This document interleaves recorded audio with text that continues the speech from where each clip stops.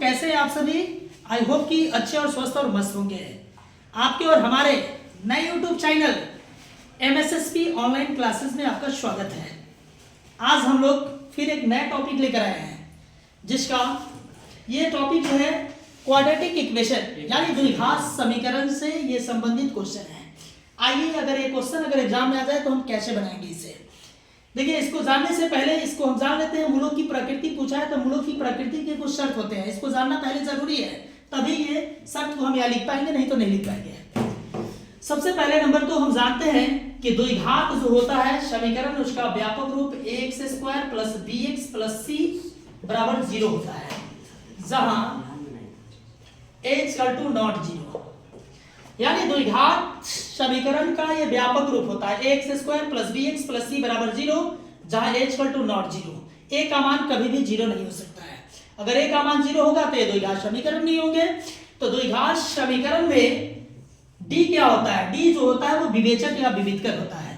तो जब भी क्वेश्चन में अगर विवेचक कहे निकालने के लिए तो d बराबर b² - 4ac, यानी b² - 4ac को ही विवेचक कहा जाता है। तो मूलों की प्रकृति अगर हमसे शर्त पूछे तो इससे रिलेटेड 3 शर्त होते हैं।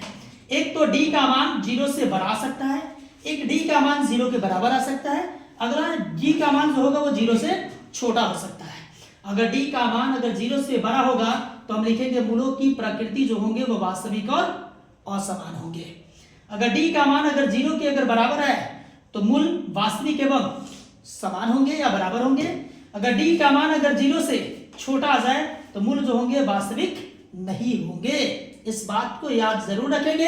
अगर ये बातें याद रहा तो यहां हमें दिक्कत नहीं होगी। तो चलिए, ये बिहार बोर्ड में आने वाले क्वेश्चन यानी बिहार बोर्ड से रिलेटेड एक क्वेश्चन है।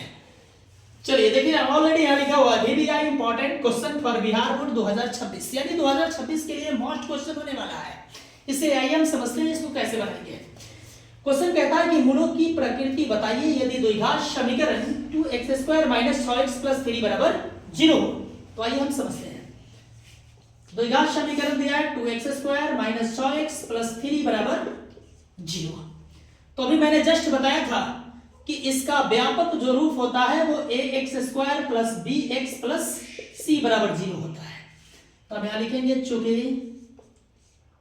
यहां x² के गुणांक के आगे जो होगा वो a का वैल्यू होगा, इसलिए a का जो मान होने वाला है वो 2। b x के गुणांक के आगे b, तो b जो दिया है वो -6।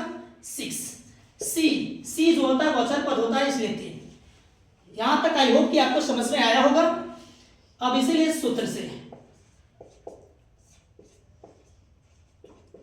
d के मान से ही हमें पता चलता है कि वो मूलों की प्रकृति क्या होगी। इसलिए सूत्र से चूंकि d बराबर b² - 4ac, तो b का जो मान है यहां दिया गया है -6² -4 गुने a का जो मान है वो 2 है और c का मान जो दिया गया है वो 3।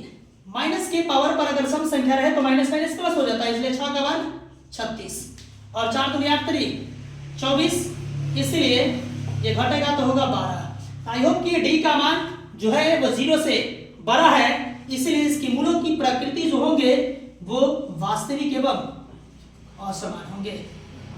वास्तविक एवं असमान